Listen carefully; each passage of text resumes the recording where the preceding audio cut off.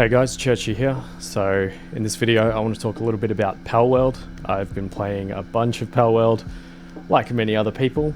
Been having a great time with it so far, just been kind of jumping back and forth between different mates' servers and stuff, and just playing around and basically doing the same thing again and again, just kind of running through the early game stuff and then mucking around and capturing pals and whatnot and leveling up and all that good stuff. I've played about 15 hours or so, and I gotta say, this early access build has surprised me and excited me.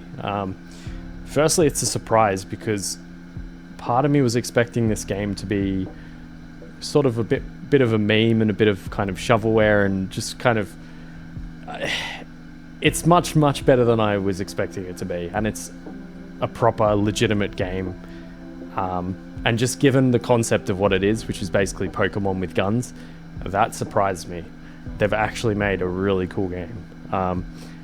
And I'm excited because what they've released in early access, it has a really solid gameplay loop, and it's just a lot of systems are in the game and they're all solid, they all work. And I think that it kind of excites me that there's the core is there, you know, and I'm excited to see how they either expand upon what's in there already or what other stuff they might add, because yeah, they've got a really like solid game on their hands, I think. Something that I absolutely loved in this game is just how much mobility and movement options they've given you. There's a glider parachute thing that you can go around on. You can ride pals. You can capture some of them on the ground that you can ride on like a horse, basically, and there's flying ones that you can ride around on.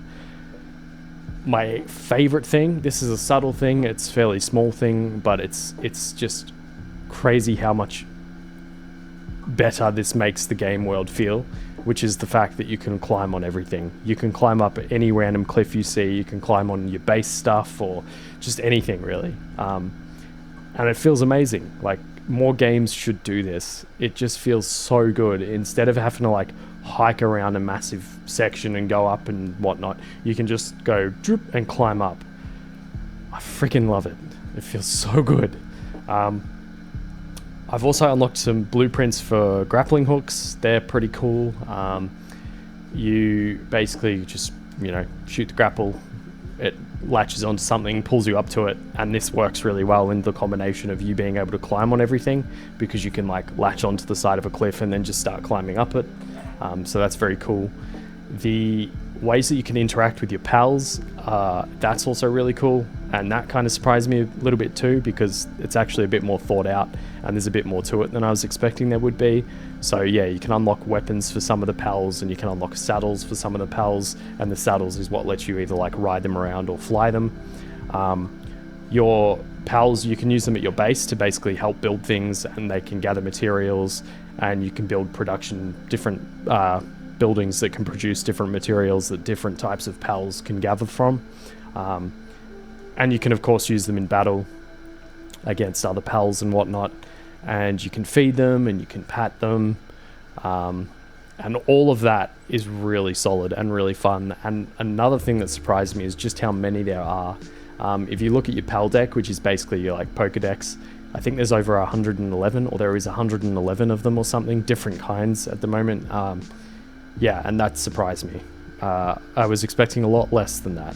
And the other really cool thing is that, speaking of like I was earlier, the thing that excites me about the core being really solid is that it would be so easy for them to just over time add more and more pals with more and more cool like abilities and types and all of that cool stuff. So that's, yeah. So again, it's just another element of the game that they've really nailed, I think, so far from what I've played. But I haven't got all the way to the end, because I know there's some more stuff with like breeding them and combining them and stuff, but I haven't really played with that much because I've just been out exploring a heap. And yeah, another really nice element is that Palworld, it feels like it's basically taken inspiration from a variety of different games, survival games, RPGs, and of course Pokemon. That one kind of obvious. and there's some great nods to other games. So there were times where it reminded me of survival games like Valheim or Ark. There were times where it even reminded me of Outward a little bit. And one thing I think that it's particularly taken inspiration from one game is Elden Ring. There's definitely a strong world design vibe that feels like they've looked at Elden Ring and looked at how Elden Ring did it. There's just times where the landscape is just really grand in terms of the scale and just the way you kind of see vistas in the distance of different biomes and stuff, and you kind of know that you can go there. They've done that really well. And there are times where what was presented was a clear homage to Elden Ring, and I really loved that. There was the boss dungeons, basically. They're kind of basically like the jails from Elden Ring. They've got like that white kind of circle and then the blue teleporter thing in the middle.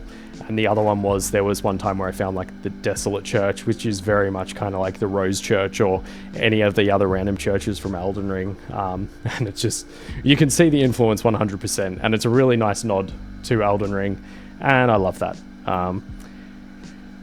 So I love the way basically this game, I would say it doesn't do anything brilliantly, but it does a lot of things well, and it takes a lot of different inspirations and ideas from different games and combines them into a really nice blend. So while it doesn't it doesn't excel amazingly at any one thing, I think that they've really blended a lot of different elements really, really well into a nice, satisfying package that's fun to engage with and play with.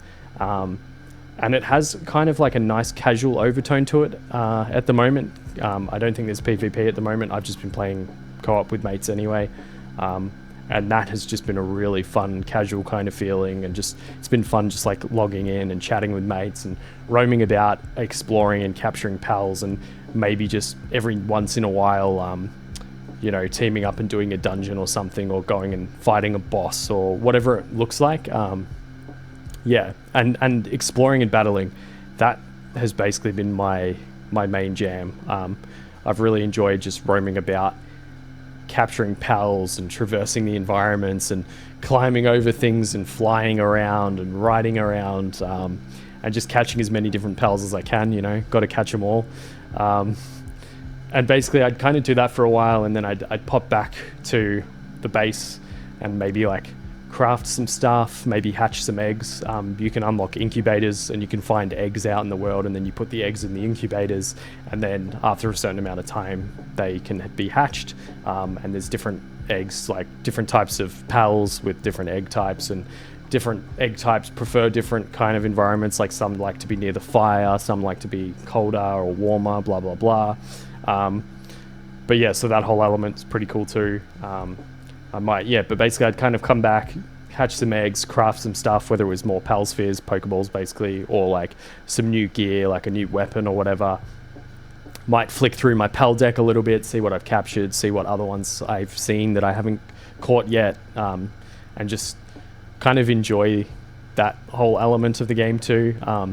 The base building, there is base building, and being a crafter gatherer seems like it could be kind of satisfying as well, because there's a lot of stuff that you kind of unlock as you're going along just because of necessity, if you are the one that's kind of building out the base, because there's a lot of different things that you need to build to then be able to upgrade your base. And then as you upgrade your base, you get to basically put more pals in the base to do work at the base, and then as you're leveling up, you're alongside that unlocking more different building types that can produce different materials, and then again need different types of pals to utilize those buildings. So you might need one with like handiwork to help you craft, or transporting to move things from one box to another, and you might need one with planting to plant crops. You might need one with like mining or whatever it is to work at the mine thing that you can build and gather rocks for you and stuff like that. So there's a lot of that kind of element going on as well. But then on top of that, there's these interesting building kits to unlock. So there's like a tavern set, and there's, different there's like metal walls and stuff later, and there's a bunch of different basically building kit types that you can then unlock and then basically play around with and then build with. And I haven't played around with that a great deal yet, but I did on one server make like a little tavern, and it was kind of fun and it's pretty cool. It's just another little satisfying element. I can definitely see how like late game you might have, you know, a really nice guild hall kind of thing, and someone might build out like a really nice town environment for you all to live in. And yeah, that's just another whole side of the game, which is like the system's there, and it's fairly solid. And again, it's just an easy place to add a lot more content and expand even more. Not that it's lacking in content, like there's plenty of stuff to build and craft and everything, but it's just another example of an area where it's easy. It would be easy for them to expand. So that's really, really cool. It's also cool that whether you're kind of leaning towards exploration or homesteading, you can pretty much enhance your character stats when you level up. So you can kind of go either direction, or you can kind of balance towards both. I've just been going like full exploration mode and getting like HP and stamina and a little bit of extra carry weight and stuff like that. But yeah, there's also like, I think you can improve your build speed and stuff. So there's options there for you to kind of lean towards being more of a crafter gatherer type, which is really cool because I know some people really love to just build a base and gather things, and that's why they love these type of games. So it's cool that you gain stats when you level up and that you can kind of build your character a little bit. It always feels fun in games when you can do that. I always find that satisfying, even if it is such a simple system like in this one where there's like 4 or 5 different things and you're just clicking like one stat point in per level. It feels good, you know. It adds to the game, and it's that little bit more interesting. It's another interesting little layer on what you can do. And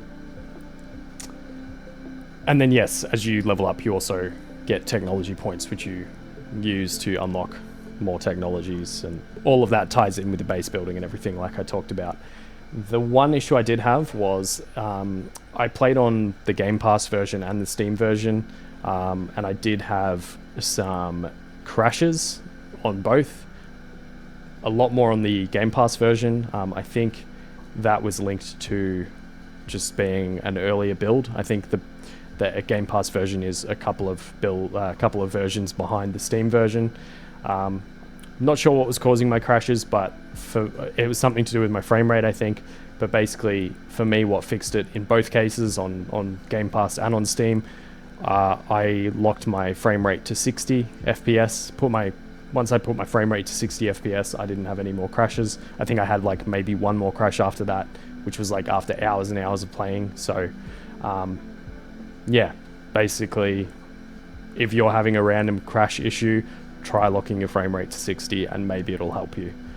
But that's pretty much it for this video. That's everything I kind of wanted to talk about at the moment about Palworld. I'm having a great time. I'm sure I'm going to be playing a bunch more of this game. I might stream some, I don't know, we'll see. But yeah, it's surprised me in a really pleasant way, and I've been having a lot of fun with it. So yeah, and it's only $40 on Steam, or you can play it on Game Pass. So definitely worth it in my opinion. I'd probably recommend the Steam version just because that seems more stable and a bit more up to date. But yeah, thanks for watching, and have a good day or night, whichever it may be, and I'll see you in the next video. Peace.